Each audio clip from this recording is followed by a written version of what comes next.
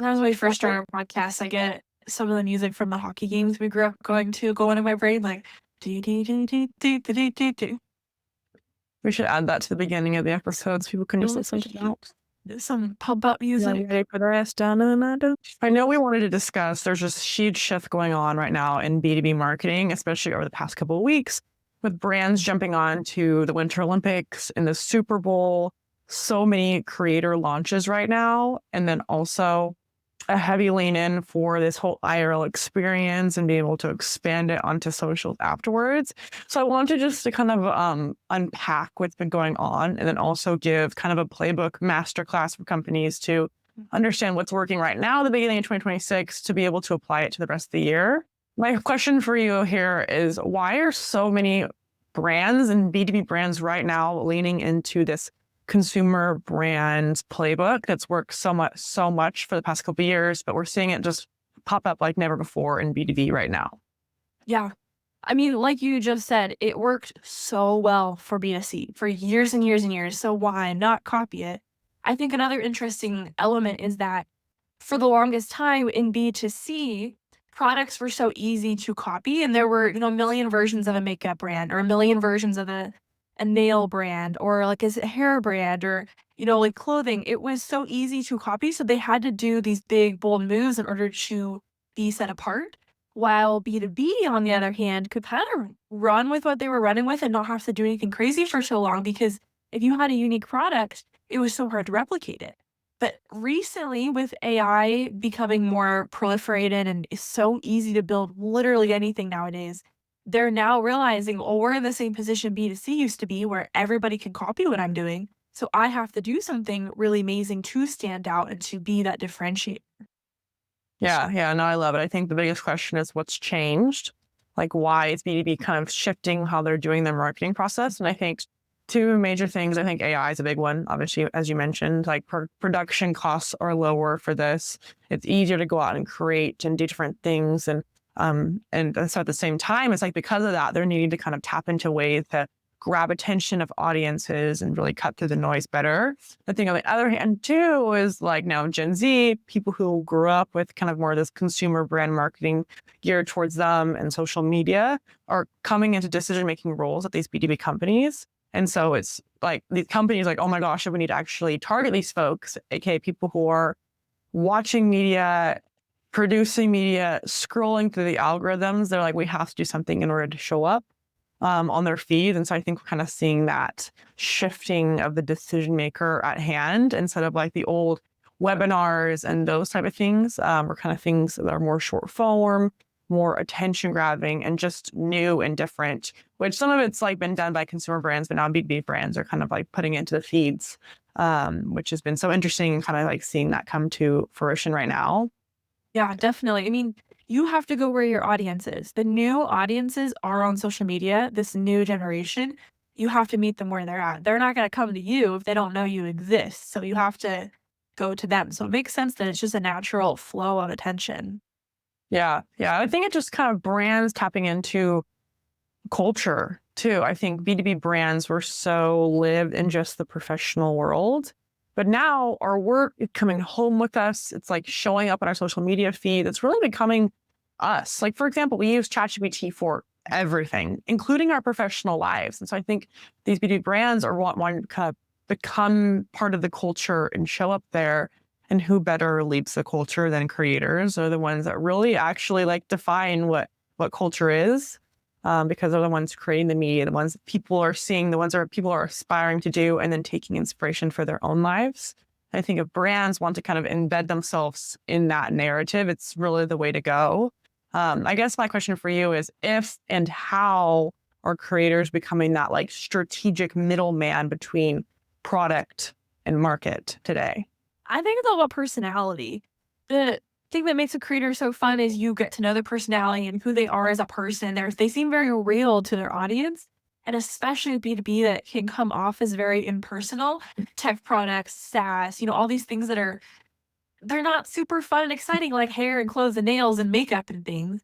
I think pairing with a creator is so key to bring that personality and that attention to their audience through a method that makes it more human and more fun and more personable. That's what I would say. What would you add? Yeah, yeah. I mean, I think creators have been leveraged as like that strategic distribution to kind of target their audiences for some time now, especially as people are like building up audiences in the B2B world on LinkedIn and Substack and YouTube and X. But I think something I'm excited now when you're talking about like kind of that strategic layer between product and the company and the market. I think creators are marketers, like some of the best marketers out there. And we saw that with, I think, you, the Mr. Beast and Salesforce activation. They're like, okay, Mr. Beast, like obviously you have an amazing audience and reach, but you are someone that like knows how to drum up attention, knows how to make a splash, knows how to have it resonate with audiences. And so they and brought him in as like kind of the strategic person that came up with the ad for their Super Bowl launch. And I think we're like going to continue to start seeing that, especially as B2B. B2B influencers are owners and like heads of companies and marketers in themselves. And I think companies have this really cool strategic time that yeah, you hire maybe 10 influencers for a campaign, but those are like 10 insane marketers. Like you can bring them in and be like, hey, like what are your thoughts on like the best way to make this happen? And I think there's like a kind of a fun strategic time right now because not a lot of brands are asking the creators for their point of view on how to make this a successful launch. Sure, they're giving more flexibility when it comes to the actual creative. I think that's amazing that brands do that because we know our audience is better than anyone. But I think brands bringing these creators on as like partners in designing the campaign, it's something I'm really excited to see more in B2B this year and also participate in. Like I have so many great ideas. I love being a part of the actual launch campaign because we're so well connected to audiences and really knowing that works. What have you seen with that? Do you think that's going to be something that kind of expands this year? Yeah, definitely. I mean, you and I have already seen that in the campaigns we're working on. Like, we're getting asked questions. What do you think about this? And what are your ideas around that? So, like, you and I have seen it. I think it's brilliant. Why not tap into these people? And when you tap into these creators as a thought partner and not just a creator making the content, I think it also makes the creator feel more invested in your product because they feel like a part of it and they get more excited about it. They want to share more of it, want to make their content more real about it, and I think that that transfers to their audience. And audience, they're smart. They can tell when someone is genuinely excited about a product versus when it's just they're getting paid to talk about it. So, I think you have to build that genuine excitement, and that's an excellent way to do. Yeah, yeah. Something I mentioned at the beginning of this, but I'm really excited about and I want to see more of. So I want to hear your thoughts on this and also how brands can do it effectively. But brands jumping into these larger cultural moments to have them empower their future campaigns. So we've seen this a lot with brands like being like doing some sort of fun things around like tech weeks or some of the larger like B2B conferences. People kind of lean into that. But we're seeing B2B brands like do cool campaigns around the Super Bowl or cool campaigns around the Winter Olympics. There's always these big moments. I think B2B brands are not always as large as Salesforce, so they can have like Dreamforce. But because there's so much attention and just like lots of things being drawn up around these big events, I think there's a cool opportunity for brands to tap into that attention. What are you seeing on this front, and how can brands do this effectively? Yeah, definitely. I think from a psychology standpoint, when you pair your product with something really exciting going on, that excitement transfers over. It's just natural that you're gonna remember those feelings that you're feeling alongside that product. I think it's a really genius way to do it, and I think it's something B2B should have been doing for years and years already. One of the examples that I know you and I both really loved this year was Ramp during the Super Bowl.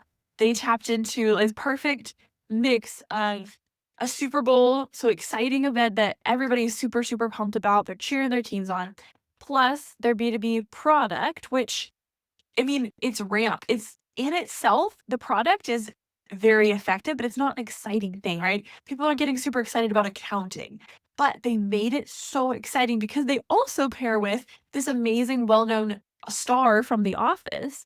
And that recipe altogether was something that people were loving.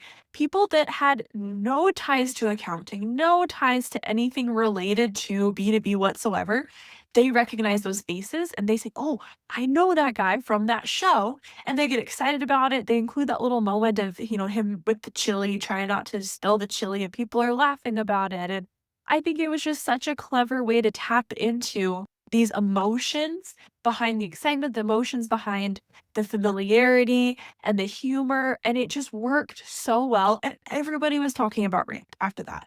And if they had just put out an ad at a different time and they just said, "Oh, this is our product, this is what we do," no one would have paid attention. But because of how strategic they were in the emotions, it did amazingly. Yeah, yeah. I think the last piece of the puzzle too is brands are doing these like large cultural moments and tying it directly to social media. And so, everyone was there. They're having like people behind the scenes capturing it, making short videos, inviting creators to kind of amplify that on socials. I think brands are doing this whole thing as like when they're engaging around a large event, whether it's like their own conference or Super Bowl, inviting creators as the distribution layer to it. So creators are doing behind the scenes, showing up to this event, afterwards, takeaways, and then capturing so much video so that this extends onto social media. I think this is like the biggest playbook right now for brands, B2B, and also consumer brands in 2026 is like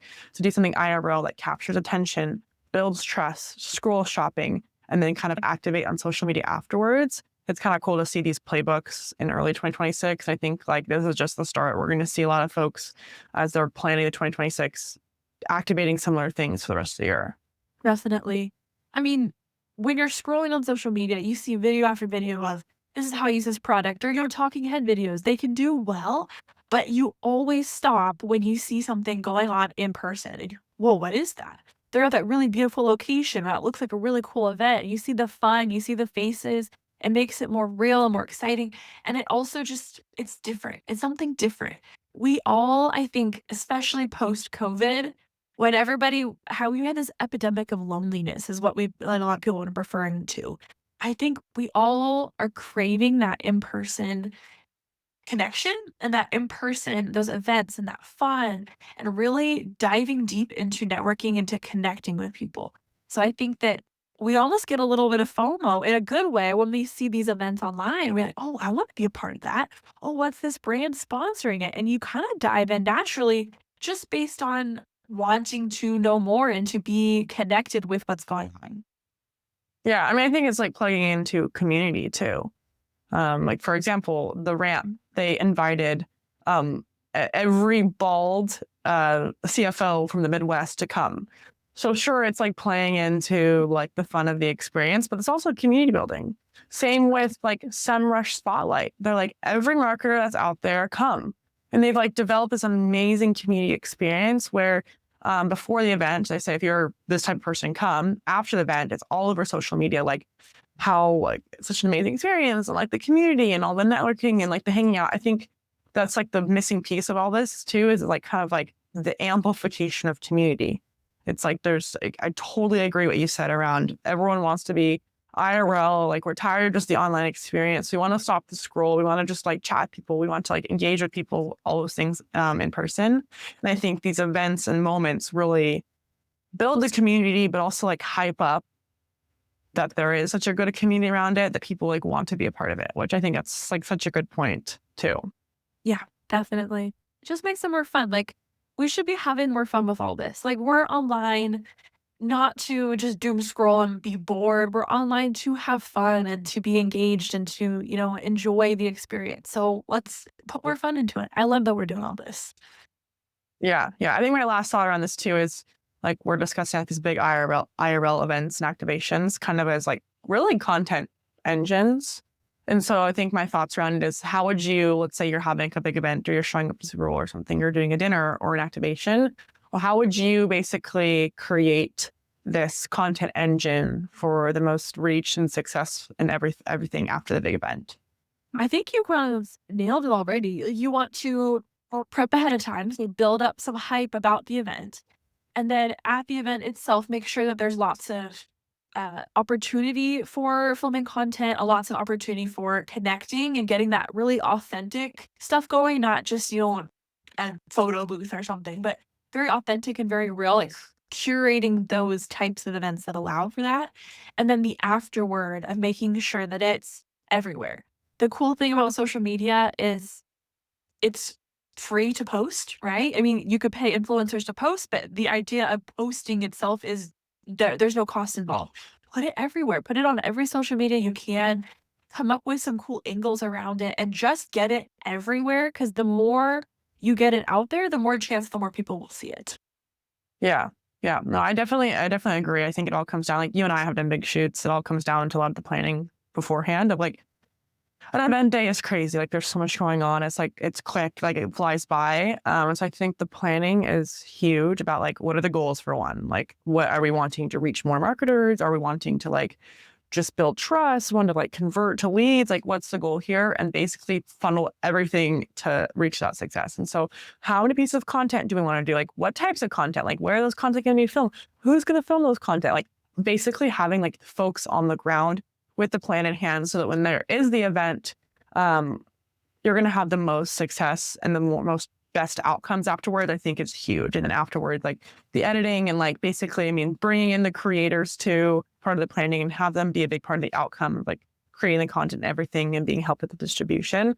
I think it really comes down to the planning of aligning with goals, what's going to work, looking at inspiration, but also just doing things off the cuff that like you haven't seen as much of, like ramps, Super Bowl activation, like something that's new and different but empowered by best practices of like really great content engines. Yeah, definitely agree. It's all about that planning and also knowing where is your audience, who is your audience, and what do you want your audience to do about it. Every time you and I do a campaign, we always know like what is the goal? What is the endpoint? Is it awareness? Is it to go sign up for something? Is it to purchase something? You have to know these specifics so that you could tailor it to where it's gonna head. So yeah. Yeah, awesome. No, I'm excited for these big cultural moments kind of for this year. I think we started out Super Bowl, but there's so many events that are going to be kicking up soon, especially summer and then also in the fall. So it'll be fun to kind of see how these playbooks came to be. So yeah. Yeah, exciting stuff.